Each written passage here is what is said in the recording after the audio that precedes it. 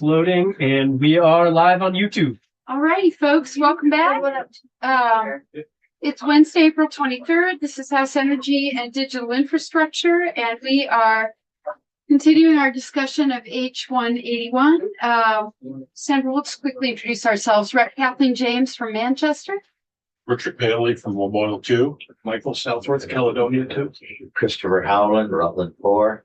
Eric Torrey, Washington 2. Brown Cliffner, Chittenden 13, Burlington. Morris Billion, Winnie 2. Jack Locker, Committee Assistant. All right. Is Representative Campbell online? Yes, I'm here. Scott Okay. Campbell from St. Johnsbury. Thanks, Scott. Okay, Andrew Brewer with Downs, Racklin, and Martin on behalf of the architects. super. Would our honored guests like to introduce themselves? Erin Ahern, intern to Senator Watson. Great. I'm Helena Zuckerman, I intern at the NRC. Super. All right. For the record. Hi, my name is Sandy Fitztomb. I grew up in Berlin, Vermont, and I've lived in Montpelier most of my adult life. I've been an architect. Actually started working on job sites when I was 12 because my dad was a civil engineer. I designed my first house when I was 15. And I've been a licensed architect for, let me see, my oldest at 32 years. And I have mostly done residential work. I pride myself in being in the field a lot of the time. And I also do small civic work like libraries, churches. I did the library in Craftsman. And so I have been knee deep in this for a really long time. I've also been completely into sustainability since I was in high school and was first taught about passive solar heating. So I even have a straw bale structure in my house. So this has been really important to me. And I'd like to share a little bit of the big picture for you, with you today, because it is such a complicated mess. And I don't use the mess in an exaggerated way. It really is a mess. I want to ask, first of all, how many of you have heard testimony before on the energy code or on residential construction issues in general? To most of you. And some have been in the field. And Scott Campbell, I know, is well-versed as well. Great. So I wanted to go over some very preliminary concepts and kind of talk about the big picture to give a context for this discussion about the energy codes and try to make the case that we've been seeing that the two are kind of inherently connected, the big picture and then specific energy code issue, and then move on to H181. So if you could, the first slide. Vermont has some of the oldest housing stock in the country. And it's not just the age of it, but it's like historical means more than 50 years old, but it's the quantity. At one point, it was 80% of our homes were over 50 years old, about 20 years ago. And it hasn't really changed. Part of that is because Vermont hasn't had a lot of new construction, but even dating back to the Depression. And we are one of the coldest states in the nation, meaning the combination of old buildings and cold buildings means our energy codes are really important, that they function well. Otherwise, you get mold. And I actually did have a client where I was not involved in construction, but she was a marathon runner and she was reduced to having to walk with a walker from mold. So it is a real problem. Could simply say that the mechanical installer didn't turn one of the switches on and she was that sick. So she's better now. The live free or die, I know that's New Hampshire's motto, but Vermont really wanted it. And we live by it just as ardently as New Hampshire people. And a man's home is his castle. I mean it in the 1970s term, mostly because my uncle, a lawyer in Montpelier, actually stood on his porch with a rifle saying, you can't come in my house to inspect it. We have guarded that right to have privacy in our homes for many years. And that's, I think, the basic reason for the problem. I very much respect my uncle, and I very much respect my privacy. So it's a delicate way to go forward. We also care about the earth and caring for the future. So we have these really big energy goals as a state. All of that mixed together makes us Vermont, but it sort of sets the stage for problems. So next slide, Andrew. And then we've got these other things happening.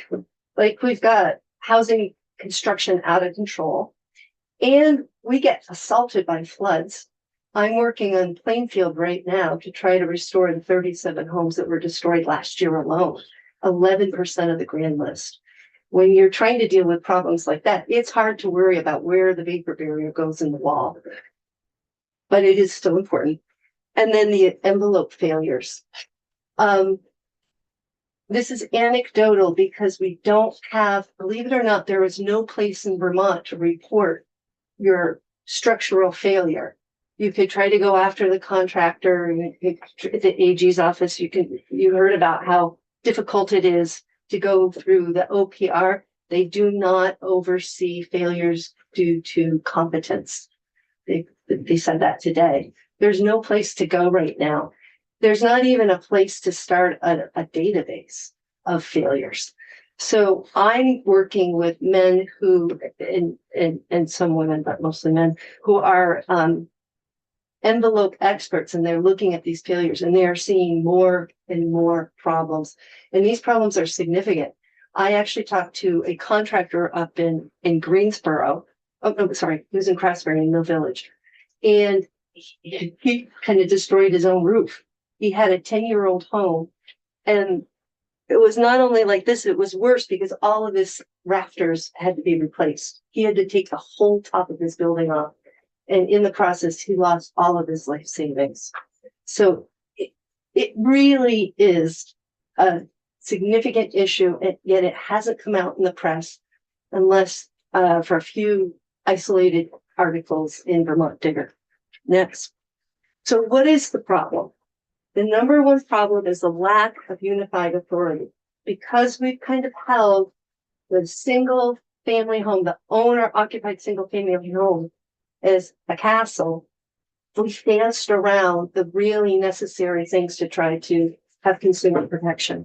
So in other states, there's one authority who has responsibility for everything having to do about construction. And then inside there, they set the building codes for the state. So if there's a problem, you go to that one person and they can actually have the ability to improve the building code, which is really important. It's a full cycle. They also look at energy codes. And I don't know if it was Representative Howland or Representative Southworth who mentioned that building codes are the big picture and energy codes are most definitely a subset. I didn't bring the IECC because I didn't want to overwhelm you folks, but it originally was a chapter in the building code. And then the separate one, the IECC, which is what we base our code on, is only for states that don't have the building code, which is very few. Does that make sense? So they extracted it out and made its own document. That is what Vermont amends. Inside that, contractor training is usually in the umbrella of the authority over construction. Why? Because they're making the codes. They make sure that the contractors get trained on those exact codes. And then the contractors say, this isn't working well for me, and they can fix the code. Or if there's a failure, in Vermont, the first entity on a building failure site is fire safety. And except for a single family home. And they take it apart and they figure out, was it competence of the contractor? Was it the code itself that was a problem? What happened? So it's one entity. And in most other states, if you have a building failure, such as the house that was built with 2x4s, a bedroom addition in Randolph about 20 years ago, and it fell in the first heavy snowfall. Luckily, they weren't sleeping inside. It took over 10 years in Vermont to go through court because there was no standard of care. In most other states, it's a simple solution. You can figure out what every other contractor would be doing and did that person follow the rules or not.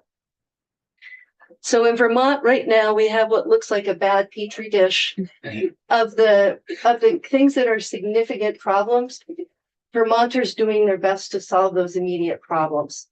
And what we have then is fire safety actually has jurisdiction over one aspect of owner occupied single family homes, and that's plumbing in places where there's public water and sewer. That is the only thing that is looked at from their point of view, and smoke detectors.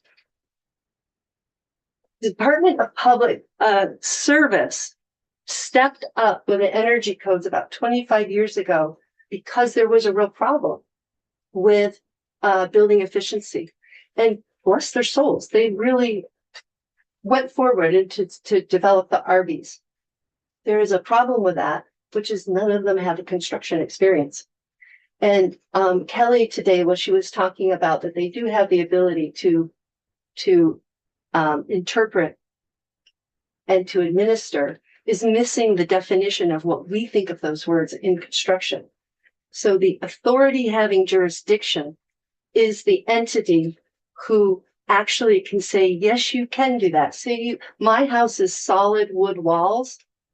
I can't get R26 in that wall. It's solid wood. What do I do?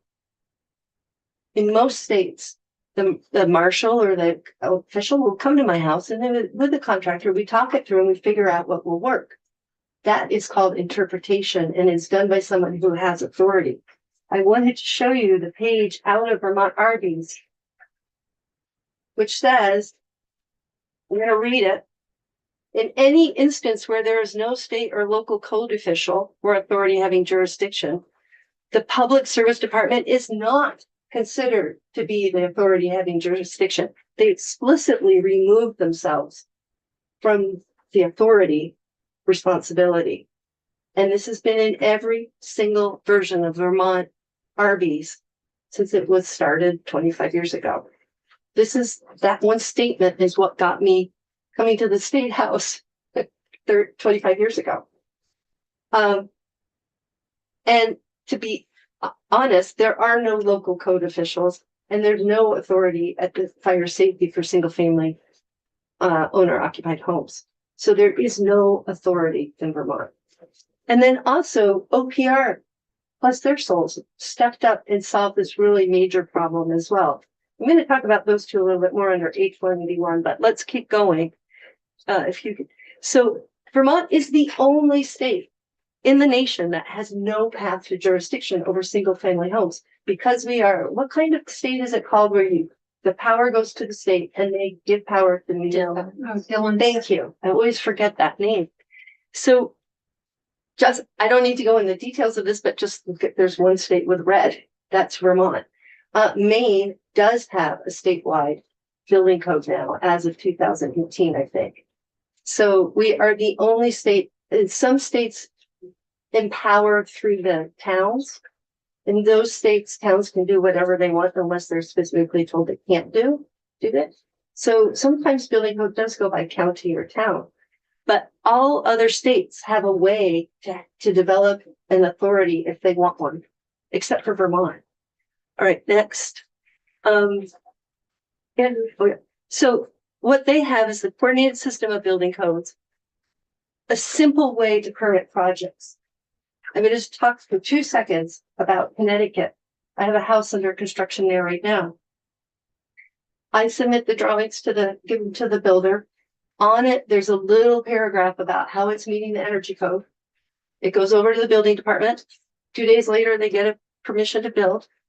The inspector comes on site 3, 4, 5 times. In Colorado, it's extreme as they actually come to look at the mesh before something gets plastered. Isn't that amazing? They actually are looking at the mesh. In Vermont, in New Hampshire, they don't have building inspections for half the towns in New Hampshire. But it's a felony if you don't follow the rules. And the important thing is they have the rules. So there's a whole gamut of what happens on sites. And it depends on how much money they have.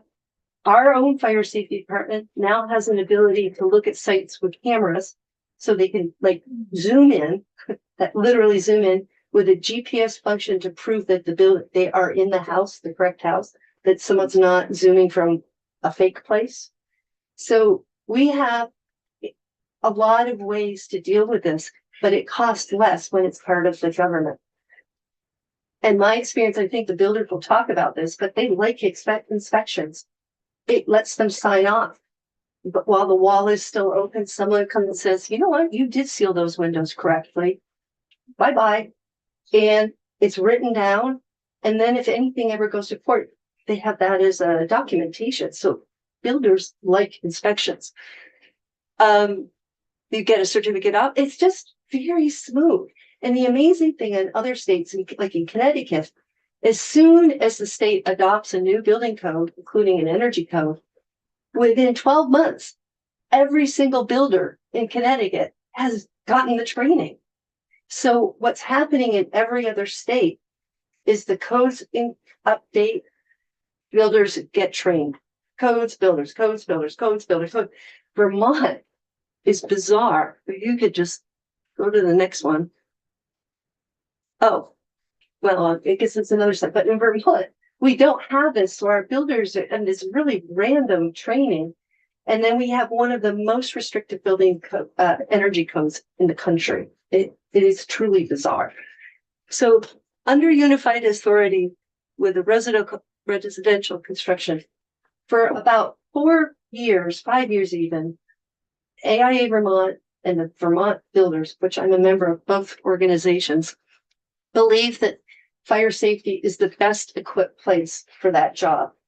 And whether or not they're given jurisdiction over owner occupied single family homes, the idea that acknowledging that they are the experts, all of their building inspectors are trained in all of the building codes that Vermont adopts.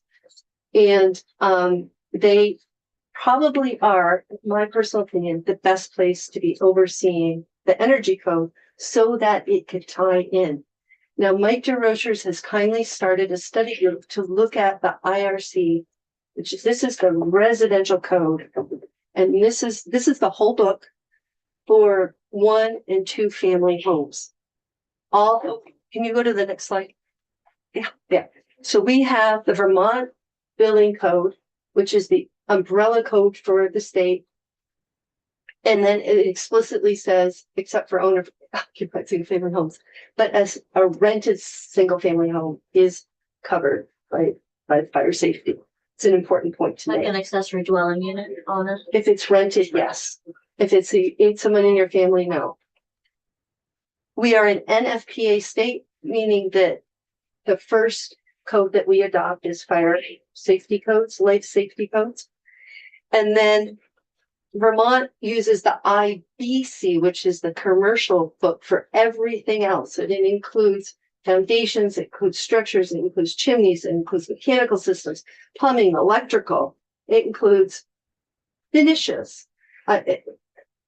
everything except the furniture. But it's a commercial code. So right now, if we look at rented single family homes, rented duplexes, multifamily, they have to apply the commercial code. Whereas it's not written for single family, for simple wood frame construction or simple masonry construction. This book is made for guys who are sitting on the site trying to figure things out. It's written in simple language. It has a lot of great diagrams. You can figure out nailing patterns. You can figure out the size of wood pieces in this book. It's a really great book. So I almost put a big X through that, but I thought you might think I don't like it. That is what we're missing. And then we have this book. Notice that it's 2020. Why? Because they still haven't created a 2024 code book, even though it has been the law in Vermont for almost a year. There still is no code book. I cannot show you a picture of Vermont's RVs because there is none. So that's it. But the weird thing is that unlike all these other states, Vermont fire safety has nothing to do with that one on the right. It's a bizarre situation. So now I think this is where I got to really bizarre. Oh, go back. So why do we have one of the most advanced energy codes? Because public service did a great job. They hired experts from the energy field to create RBs, the energy standards. They went for it. In fact, one of the heads used to be involved with the California codes and is really into state of the art energy codes. In California, their contractors are trained like they're the best in the country training. So they can build to a very high level of code. We have the most advanced code in terms of we're using the 2024, the just published national version. We don't even, the reason why we have no software right now is because they haven't created the software, because no other state in the nation uses any aspect of the 2024 code. It's a bizarre situation. So we have the champagne. I don't know what the most expensive champagne is, but way up there for energy codes. And we are at Opinions about that. yeah, we're at Stroh's Beer. I won't even name a really good local, like Hill Farmstead beer, because that's really good. But I'm just like, we're at Milwaukee for training. So it's really bizarre. So what's happening in the field is that the builders I talk to, and they care so much about their reputation. They care about their customers, as we usually call them. They're saying, I'm not going to sign that certificate at all. I'm not even going to register with OPR. There are actually over 3,000 contractors, and a lot more now that contractors are coming in from Massachusetts and New York to do work because of the floods in southern Vermont. The joke is that there are more out-of-state license plates in the lumber yards than there are Vermont builders in the lumber yards. So there are many, many more than 1,000 contractors in the state of Vermont operating. And that's not just general contractors. You have to register if you're a cabinet maker doing over $10,000. Most kitchens start at $15,000 now. You have to register if you do roofing. You have to register if you do tiling. You have to register. I actually know some excavators who are registered. So it's any sub. So there's got to be more than even 3,000 people doing work like that in Vermont. But they're not registering because then they can't be held criminally liable for not filing the certificate. Do you see? We are in a very strange situation. And the certificates have plummeted since we got to a high of about 30%. And in general, people don't even, they're not following the codes because you can't. If you go on the public service website right now, remember this code, the 2024 code, has been online since July. It has been in effect since July 1st of last year, almost a year. They only have the red line copy with the edits of the actual rules. There used to be 2 versions, and finally we wrote and we said, we don't know which of these 2 versions to follow. Could you please explain it to us? So they now have 1 version, but it's not an actual code book like this, not even online. Then option number 2 to comply is using the software, as I just mentioned, and also Kelly mentioned this morning. There's no software because not enough states have adopted the 2024 codes yet. The third way to comply is to hire an energy rater for your house and do a custom analysis of the house, which is great for people who can afford it. And Efficiency Vermont does give some incentives, but it's at least $2,000. And there are only 8 of them in the state, and most of them are in Chittenden County. Why? Because Chittenden County takes energy compliance pretty seriously, but that doesn't help the Kingdom, who is almost, you're going to see on a chart tomorrow, at almost 0 compliance. And all the way down the state till southeast Vermont actually has pretty good compliance. So you can't comply if you want to. So we have panic builders calling VBRA saying, what do I do? I don't know if I should register. I don't know if I should sign the contract that puts all responsibility on me to follow the code. I don't know what code to follow. It is a mess. It's really a mess. So okay, we can go on to the next one. Builder training and certification. So I wanted to say, why am I talking about the building codes at all? And the reason is the building codes give a framework for the energy codes. They give the framework for interpretations, for how to run permits, how to run appeals, how to run violations. It gives all of the framework. So that's one direct reason why we do have to talk about building codes. The other is to have this unified authority. And how can builder training and certification? Well, we already do this in Vermont. We license electricians and we license plumbers. We license people who are involved with elevators. We even license chimney sweeps. So where is that done? That is done at fire safety.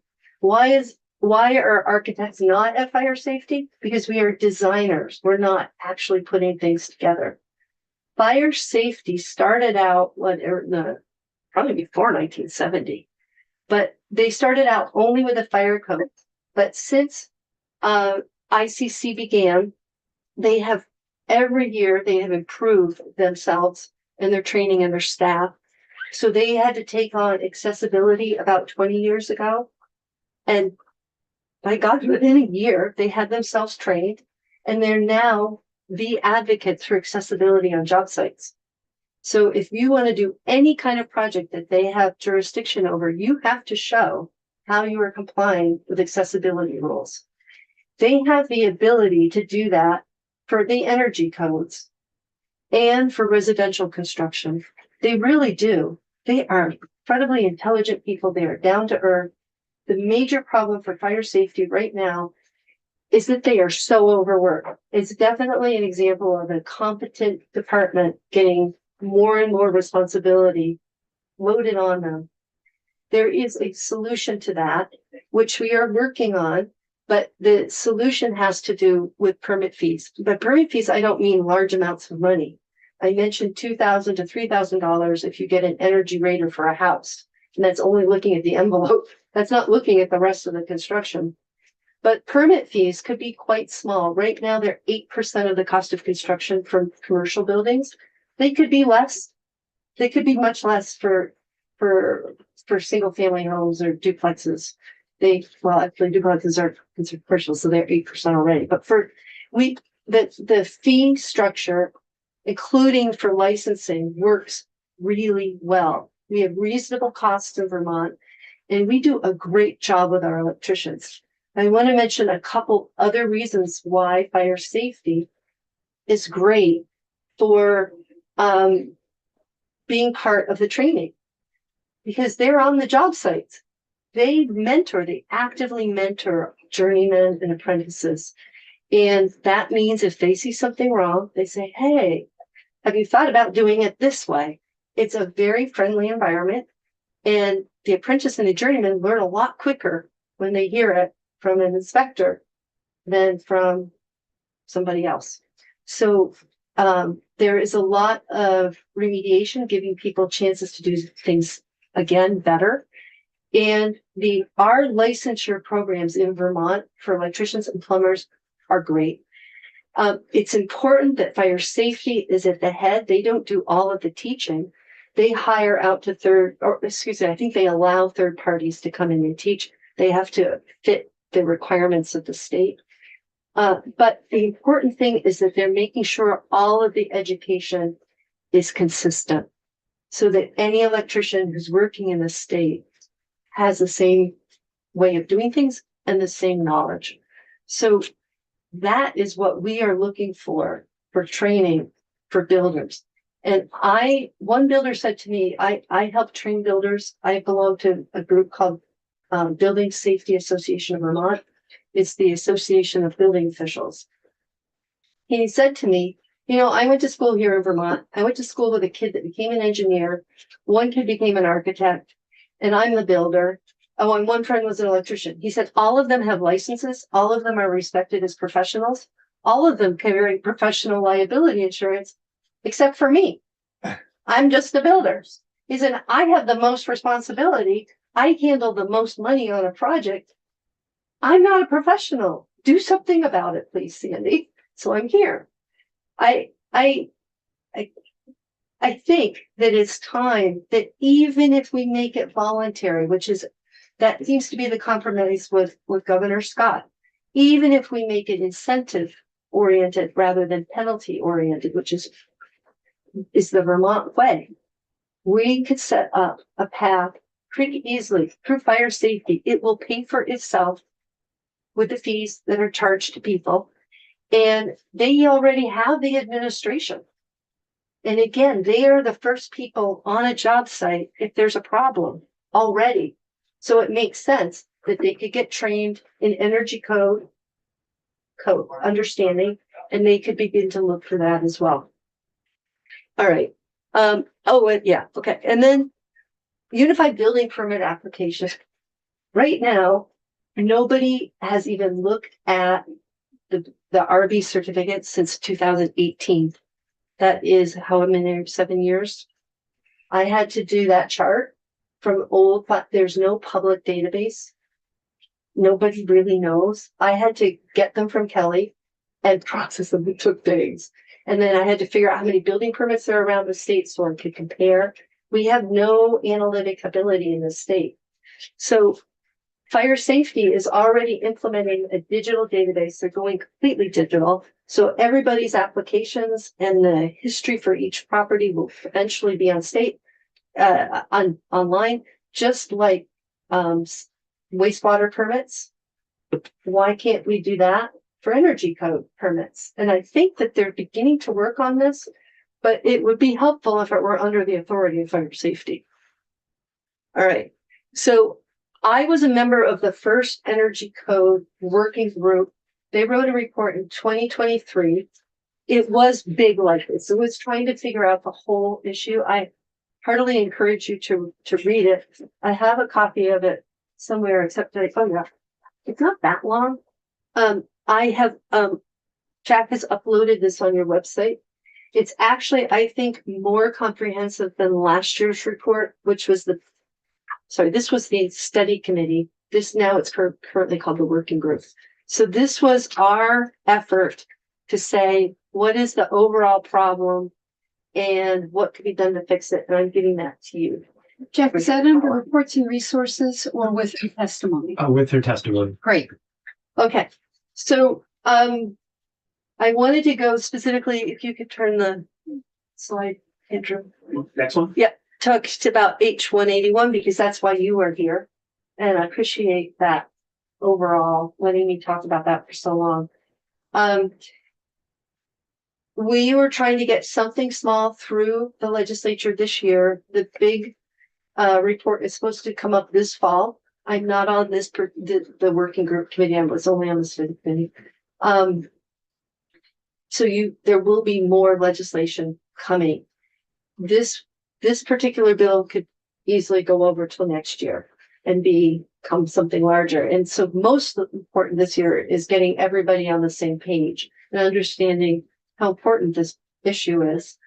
I was personally hoping that some aspects of this bill could be woven into or merged into S127, the housing bill. And so Scott very carefully just picked some very simple topics, small ones. They were small pieces of the bigger issue. But I want to address a couple of things that were said this morning and earlier this afternoon.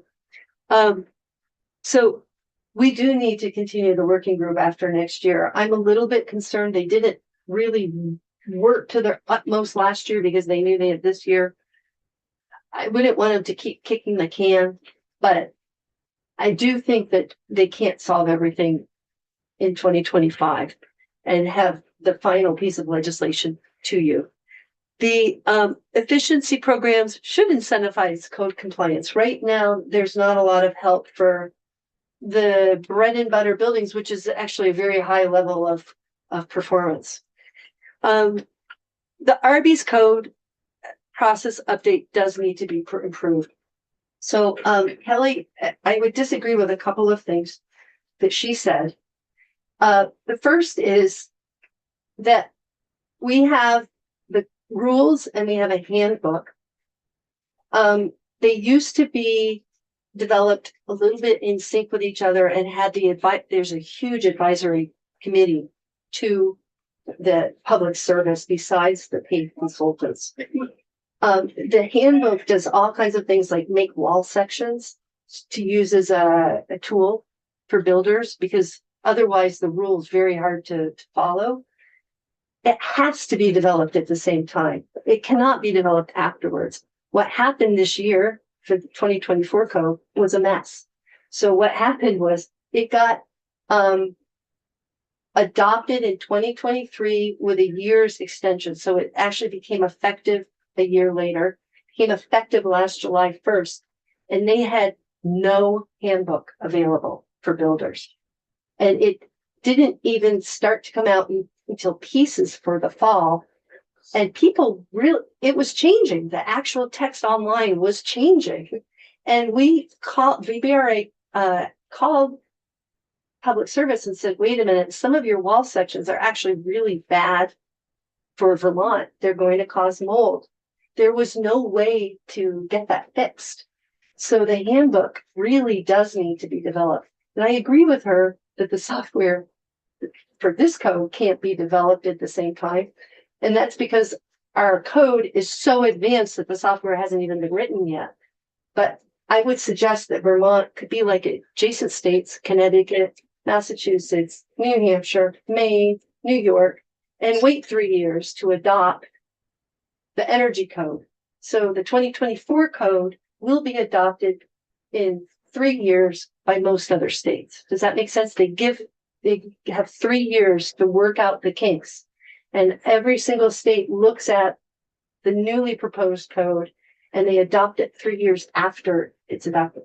The consultant hired by public service really wanted to be on the edge. And so they adopted aspects of the 2024 code, but it hasn't ever been tested. And again, we have no builders that are trained. Sorry, that's very unfair. We have few builders who are really trained to, not the 2024, we're the only state trying to teach to it right now. So it's a pretty crazy situation to have a code in effect and not have all of the parts, the supporting parts for people to actually be able to build. They're not available. I just checked online before I came over here and they're still not available. There's no software. There's no published code. And yet people are trying to build to them.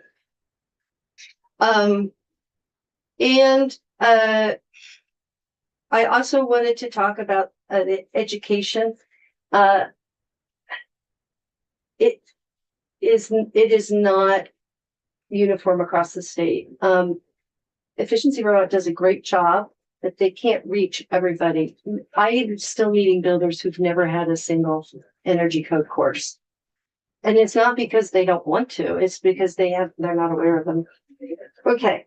And the last thing I do need to talk about is the OPR issue. So there's no question about it. OPR is good at registering businesses and investigating for fraud. They explicitly do not look at competence, which is really the issue that we're focused on. And fire safety is the place that has everything. They have the potential to be everything else and to be the group that licenses or gives certificates to the individual. So VBRA wrote a letter after the September report from OPR last year, and it's a 4-page letter. I have a copy here. If you would like, I would be happy to submit it. Right. But what it says is VBRA's suggestion is that we split the pie and that the individual and competence be under the jurisdiction of fire safety, and that the business registration and fraud be under the jurisdiction of OPR. Very simple separation, which would make it a lot more effective for homeowners. I'm sorry, I thought that I was going to leave at least a half an hour for questions. And I think I was having too much fun talking. So, can I answer any questions? I meant to stop halfway through. Rep Troy, we're very good at interrupting. Yeah, so no worries. Yeah, this has been a great presentation, building on what we've been hearing all day. I'm just curious because we have, with our big housing bill last term, made it easy to build duplexes wherever you can build a single home. And I think with our household size being what it is and construction costing what it costs, are we actually going to see more people doing duplexes rather than single family homes? And are those trends like, is there any kind of, is there a trend? Do we see that people are moving towards duplexes in Vermont? I think you will see that. I really do. I think that a big part of it may be that a house might be single family for a while, but when their children leave, then they rent out part of it. There's a new fabrication company called Sweet Dreams that is modular, and you can buy a 450 square foot core and you can add modules onto it, but you can also take them off and put them somewhere else on the property or sell them. And so that could be then an ADU. It's very cool. So if you have suddenly have 2 kids, you can add a portion on and then you can take it off. There you go, house. Yeah, Yeah. that's so cool. But in terms of the Division of Fire Safety, if there's more duplexes, they may have more workload. Well, and I didn't say this very well, but Mike DeRochers, they will have more workload. Yes. And they really need to have more support because they're also in charge of all of the rental functions now as well. But they have already agreed to have a study committee to look at the IRC for duplexes, because right now in Vermont, duplexes and rented ADUs are underneath commercial building codes, which is crazy. It's really crazy. So we need this residential building code for duplexes as well. So they're going to do a study. They started last fall and they're starting up again in May. That's great to know. Yes. Everything we can do to encourage them, but they do find it overwhelming. They do find it overwhelming. They have been very good about balancing what they can manage and the demands of homeowners and building owners. So one thing that will help them is the only 10 towns in Vermont have their own building departments. And Rutland was a new one to me, so I have to check into that. It's not on the list. I'm not sure they personal experience. Okay. Because I think you might be thinking about the division that's there of fire safety, but anyways, right now, if a municipality, including Burlington, has jurisdiction over construction, none of their fees go up to the state, which is a little bit crazy. Like even 1% of the fees would help the state. But if the state is doing a lot of the advocacy work, they're doing all of the code update work, they're handling all of the appeals. I believe they should have some percentage of what the municipality is getting. It's not going to be popular because I know the municipalities enjoy their permit fees. So, but that would be a way to pay for this program, which I've suggested to the working group. Yeah, sure. Anyway. I'm just a little confused. Why is the commercial building codes would be so bad for duplexes? They're designed for large buildings. They have different rules. And for instance, just a really simple one, railing heights are 36 inches in single family and duplexes and 42 inches. That's just a tiny example. But fire separations and there's a lot of details that would have to be, they could be tailored to a smaller building. Okay. But the residential code wouldn't cover that for duplex if you had that one there? Oh, it would be great.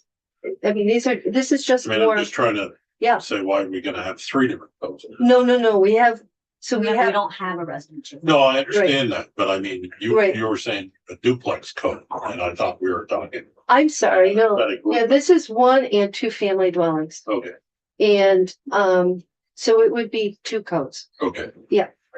Gotcha. I think I did confuse you. That's a big one. So, remind me of the study that's coming out and when? Yes. So you have the study committee one, which that I just gave my copy to. Well, give that to Representative Jack- Howard. give that to Jack and you can incorporate it in the library. Oh, he has it visually already. I thought you might that for extra reading. So, that was from 2023 and that's kind of a big picture. Mm-hmm, And then you have the working group report from last year, mm-hmm, which is kind of a part 1. mm-hmm. And then the working group's continuing through this year. Then they have a hard stop in November, I think. And that will be the big part 2. And what Scott is asking, Representative Campbell is asking for is the ability to continue them to keep working on issues that can't be solved. I personally don't want them to slow down, but I would like them to make real progress this year. But the one provision of H 181 is to continue it beyond Yep. this fall. And I lost track of, I thought you meant I thought you mentioned there was a report you've circled. Oh, from September? Yeah, I think you meant fire safety. sorry, I thought something was upcoming here in Oh, fall, oh. maybe. So, okay, so the OPR report from September was just reporting in Yeah, on how registration was going. And then Mike DeRochers has initiated a study committee to look at the residential code for buildings that they do have jurisdiction over. So that, I don't know if he doesn't have a deadline for that. okay, We were hoping that it would be incorporated in this year's new Vermont building code. So that's bringing the whole state up to 2021. We are at 2015 right now. But the IRC didn't make it in. They are starting at LCAR next month. So there's still, for the next foreseeable future, there's still no residential code. He told me they could add it by amendment. If that's what the committee and fire safety decides to do. I'm just trying to think about next steps for this bill. So, obviously, or perhaps not obviously, but it's very unlikely that we'll pass H 181 out of our committee this year before we adjourn. I think there's probably a lot of interest in it. So say if we take this up again, when we return in January, at that point, what, if anything, would have happened? You said the bill could be expanded next year. It would have to go to if we work on it first, it would have to go to general and housing probably next, before it even reaches the House floor. So, is there super relevant data that we're going to need to make sure we incorporate next January? I know OPR is getting us some stuff. H 181 is not a full bill of a whole picture to remedy the problems that I'm talking about. Understood. So, what I am hoping personally as a Vermont taxpayer to see come out of the group this fall is a plan to transition the energy codes over to fire safety and making full use of the expertise that public service has and making full use of Efficiency Vermont. So when you hear from Matt tomorrow, he actually has a chart that would be a 6-year transition. We are hoping very much that would happen. And then along with that, we keep getting closer and closer to naming fire safety as the general authority over residential construction. I would really like it if that bill would do that too. And then again, my personal wish list, I would like to see encouragement for the IRC for at least for duplexes and rented units. That's a pretty easy request because fire safety already has jurisdiction And I personally would like to see licensure or certification. I'm a big fan of certification because it's voluntary, but that it move for contractors of duplexes and rented buildings over to fire safety. That is how I would set it up. And if it were voluntary, then people who build owner occupied single family homes, they could also get the certification, and we would begin the framework of treating them like professionals, construction professionals. And I know Mike would be sweating bullets, Mike DeRochers, if he were here in this room right now, he would be saying, please don't do this to us. We can't do this. But I know that if we can get the funding figured out, so that would be the last part, there needs to be a fund plan in place for all of these parts, that they are the best people in Vermont to take on this extra burden. They don't do things unless they can do it right. And, I think that, they have all of the experience they need. They do a great job, electricians and plumbers. And I think we could easily set up a partnership where fire safety is supplying the certifications or the licenses over to OPR.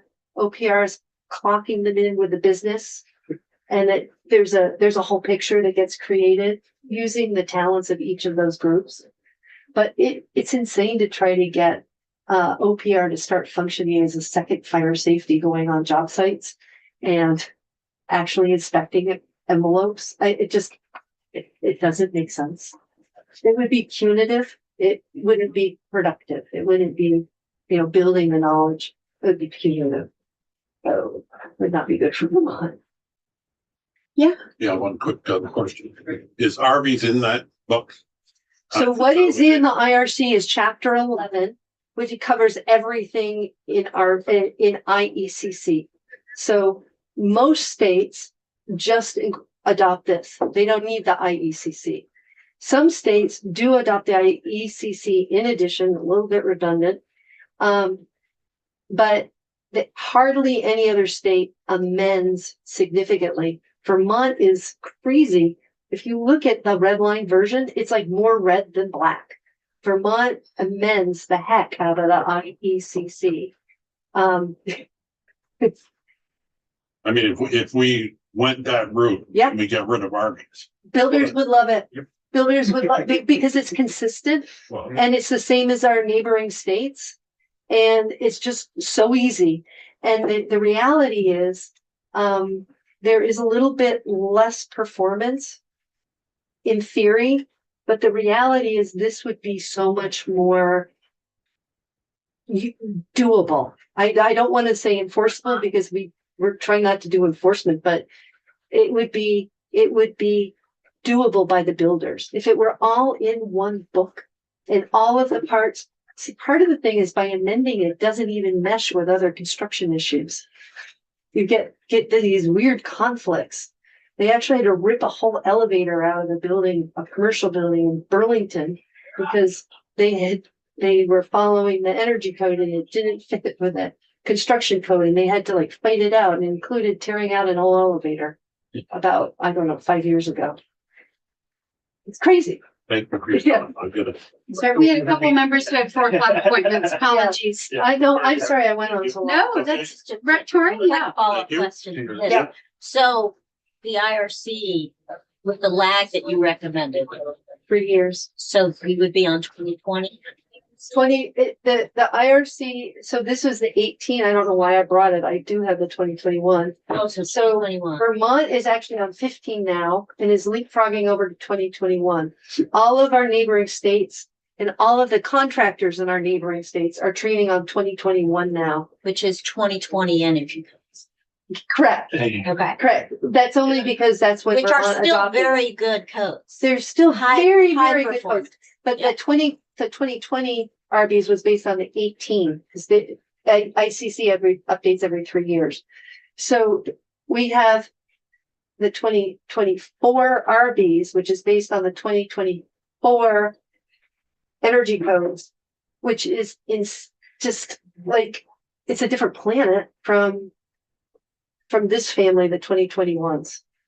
So I can't explain how much simpler it is to work in New Hampshire and Connecticut, where everything is just normal. Seems like there would be cost implications from that. Oh, there are. Yeah. I mean, Well, it's the not- thing is, it scares people off and then they don't want to learn it at all. So that's why I said, in theory, we have better performance than our neighboring states, but in reality, we are way lower. Because in Connecticut, you would not build anything but to 2021 energy code. You wouldn't do it. You get fined and your project would be shut down. There's no argument. Can I? And it doesn't cost much. It's just part of the building permit. Yeah, yeah, sorry, yes, for the record. Andrew Brewer, Downs, Racklin and Martin. And I just want to I want to bring it full circle back to Representative Southworth's question of like, well, wait a minute, we're the energy committee. Why are we talking about underlying building code? Which Sandy spent past hour talking about it. And the simple reason is because that's in the bill. We want to extend this working group, and one of the charges of the working group is shall the state consider adopting underlying. That's why it's important to understand the basics of that. So it should go to general and housing first and then to housing. Maybe, yeah, I was gonna say it probably, that's a question that'll probably have to be answered. Careful over before the there. horse, chicken Yeah, before the egg. yeah, Wow. Well, I've emailed General and Housing, yeah. Yeah. this afternoon and just said FYI, we're taking up this bill, Okay. like, Well, we need to coordinate here. Yeah, I did talk to him a couple of weeks ago. To Mahalik. Mahalik, excuse me, Yeah. and because I was asking, could 181 get slipped into S127, and the answer is no, which is fine. But I know they are really trying very hard to get that out. Yeah. They're we're laying the groundwork for the future. My sense is that housing is got so many major issues facing them that the energy code failures probably seem minor. I mean, they're trying to figure out how to get houses built at all. But I'm not a legislator, so I don't really see my little piece, but that's my impression, is they've got really, really big issues. Working on manufactured housing, they're working on. Our point is, this really harms homeowners who could stand to lose their life savings. And it's pretty important to those people. But it's hard to compete with floods and people not being able to build houses anymore. Yeah, Rep. Howland. Do you have any experience with mold mitigation after it occurred? Yeah, the company that I work with, yes, there are several mold. It's not easy. You have to bleach everything up. We had actually an innocent error made on one of my houses where we put in all of the rock wool insulation, and then they had to spray foam above, made a huge amount of moisture. We had a very cold spell. Mold developed in the entire building between the insulation and the outside wall because it was heated inside the building for the foam. The whole building, they had to tear out every square foot of insulation of the rock soil and mitigate the whole building. It was horrible. So you can get, and if they hadn't caught it, if you hadn't seen it and closed in the walls, the mold would still be there. So yes, I do have experience with mold mitigation. And Not much. back to the question of the wetland issue, I think they require occupancy permits when homes change hands. So so I think that's where the local building department gets involved with things like panel upgrade for electricity, access ways that are multi stairways and things like that. I don't know. Makes sense. Makes sense. All right. Thank you so much for your Thanks for time. coming in, Yeah, and really. thanks for coming early and taking in some of the earlier testimony, and thanks for sharing your time.